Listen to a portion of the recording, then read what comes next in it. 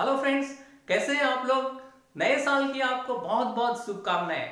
आज इस वीडियो में हम चर्चा करेंगे इंडेक्स क्या होता है, यानी निफ्टी क्या होता है और सेंसेक्स क्या होता है। जैसे कि आए दिन आप सुनते होंगे, टीवी में देखते होंगे, न्यूज़पेपर में पढ़ते होंगे या सोशल मीडिया के थ्रू आपको पता लगता होगा कि आज इंडेक्स इतना कम हो गया, 1000 पॉइंट गिर गया या 500 पॉइंट बढ़ गया। ये आप सुनते होंगे या टीवी वगैरह में देखते होंगे। तो एक्चुअली वो होता क्या है, इंडेक्स क्या होता है और क्या कैसे वो कैलकुलेशन होता है और कैसे बढ़ता है या घटता है, इसके बारे में हम बात करेंगे। जैसे आपको पता है किसी कंट्री का इकोनॉमी जब ऊपर जाता है, इसका मतलब ये होता है कि उसका जीडीपी ऊपर जाता है। जब जीडीपी ऊपर जाता है तो कम कंट्री का इकोनॉमी सही होता है, यानी कंट्री का इकोनॉमी में अगर ग्रोथ होता है तो उसका जीडीपी ऊपर जाता है। और दूसरे तरीके से भी हम पता लगा सकते हैं कंट्री का ग्रोथ हो रहा है कि नहीं हो रहा है, वो है इंडेक्स को देख के। आप अगर निफ्टी या सेंसेक्स को, बॉम्बे स्टॉक एक्सचेंज का जो इंडेक्स होता है वो सेंसेक्स होता है, और एनएससी यानी नेशनल स्टॉक एक्सचेंज का जो इंडेक्स होता है वो निफ्टी 50 होता है। उसको देख के आप ये पता लगा सकते हैं कि मार्केट ऊपर जा रहा है या नीचे जा रहा है और कंट्री का इकोनॉमी कैसा है, यानी एक बारोमीटर की तरह होता है जो आपको दर्शाती है कंट्री का इकोनॉमी का कंडीशन कैसा है। तो हेलो दोस्तों, मैं निगमानंद साहू, मेरे यूट्यूब चैनल पर आपका स्वागत है। आप अगर मेरे चैनल पर नए हैं तो लाइक करें, शेयर करें, और आपको ये अगर पसंद आता है तो आपके फ्रेंड्स और फैमिली मेंबर के साथ शेयर करें। और आज इस वीडियो में हम बात करेंगे इंडेक्स के डिटेल में बात करेंगे, तो आप बने रहिए मेरे वीडियो का एंड तक। आज इस वीडियो में हम जानेंगे एनएससी का इंडेक्स यानी निफ्टी क्या होता है। निफ्टी जैसे कि आपके उसके नाम से पता चलता है, निफ्टी यानी निफ्टी 50 होता है। इसमें 50 कंपनीज होते हैं जो कि बड़े बड़े कंपनीज होते हैं, वो अलग अलग सेक्टर से आते हैं। उनको 50 कंपनी उनको इंक्लूड किया जाता है इस इंडेक्स में, यानी ये 50 स्टॉक होते हैं जो कि निफ्टी में इंक्लूड किया गया है। वो अलग अलग सेक्टर क्या क्या होते हैं, इसमें करीबन 13 सेक्टर से वो बिलोंग करते हैं। वो स्टॉक जो है वो 13 सेक्टर से बिलोंग करते हैं, जैसे कि बैंकिंग, फाइनेंशियल, उसके बाद आप देखेंगे फार्मा, सॉफ्टवेयर। ये ऐसे 13 इंडस्ट्रीज होते हैं, यानी 13 सेक्टर्स होते हैं जहां से स्टॉक को पिक किया जाता है। जो हर सेक्टर में अच्छा परफॉर्म कर रहे हैं उन्हीं स्टॉक को इसमें इंक्लूड किया जाता है। और ये स्टॉक जो पिक किया जाता है इसमें इंक्लूड करने के लिए उसका बेसिस होता है मार्केट कैपिटलाइजेशन, यानी फ्री फ्लोट मार्केट कैपिटलाइजेशन।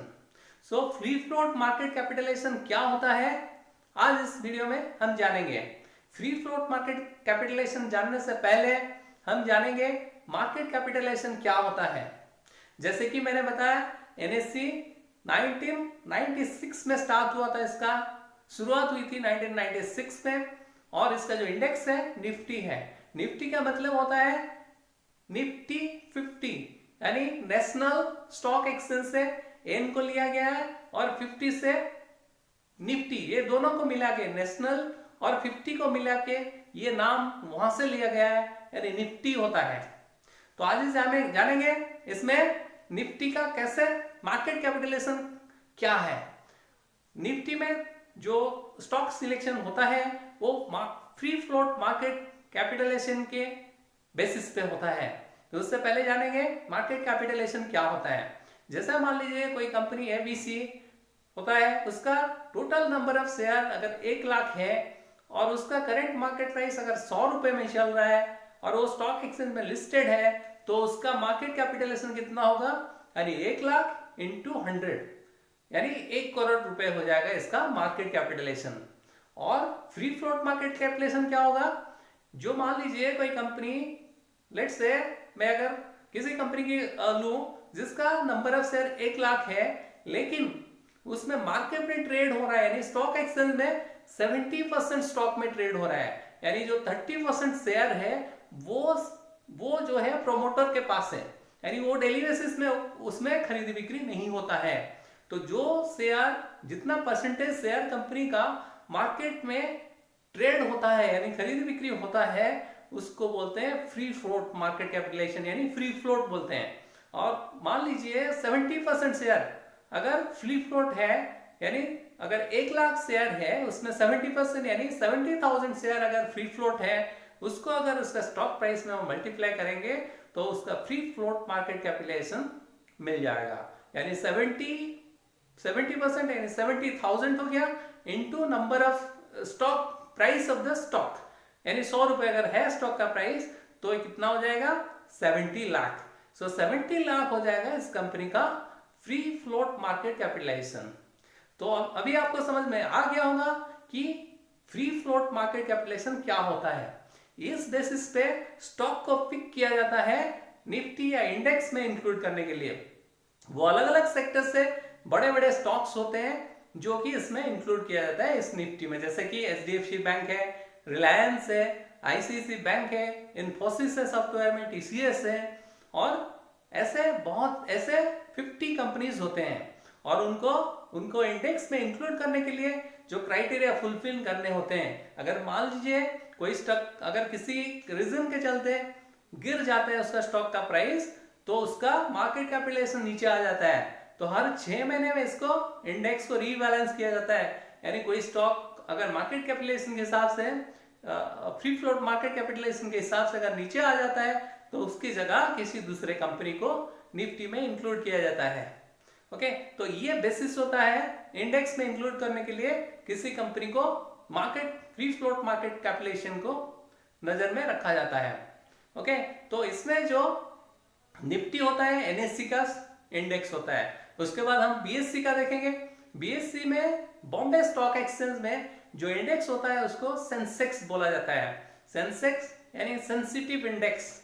इसमें 30 कंपनीज होते हैं और इसका जो शुरुआत हुई थी 1986 में इस इंडेक्स की शुरुआत हुई थी। और इसमें 30 कंपनीज को चुना जाता है जो कि अलग अलग सेक्टर से पिक किया जाता है, और इसमें फाइनेंशियल सेक्टर से ज्यादा कंट्रीब्यूशन है, यानी 41% कंट्रीब्यूशन फाइनेंशियल सेक्टर से होता है। जैसे कि मैंने बताया अलग अलग सेक्टर से वो इंक्लूड किया जाता है बड़ी बड़ी कंपनीज को। इसमें 30 कंपनीज होते हैं सेंसेक्स में आते हैं, तो उनका भी मार्केट फ्री फ्लोट मार्केट के हिसाब मार्केट कैपिटलाइजेशन के हिसाब से उसको इंक्लूड किया जाता है सेंसेक्स में, यानी सेंसिटिव इंडेक्स में। ओके, तो ये बेसिस पे मार्केट कैपिटलाइजेशन के बेसिस पे उसको इंक्लूड किया जाता है। हर 6 महीने इसका रीबैलेंसिंग किया जाता है, यानी किसी स्टॉक को इसमें इंक्लूड किया जाता है या तो इसमें से एग्जिट किया जाता है, यानी निकाला जाता है। ओके, तो इसकी जरूरत क्या है, यानी इंडेक्स को नापने की क्या जरूरत है, इंडेक्स का प्राइस को।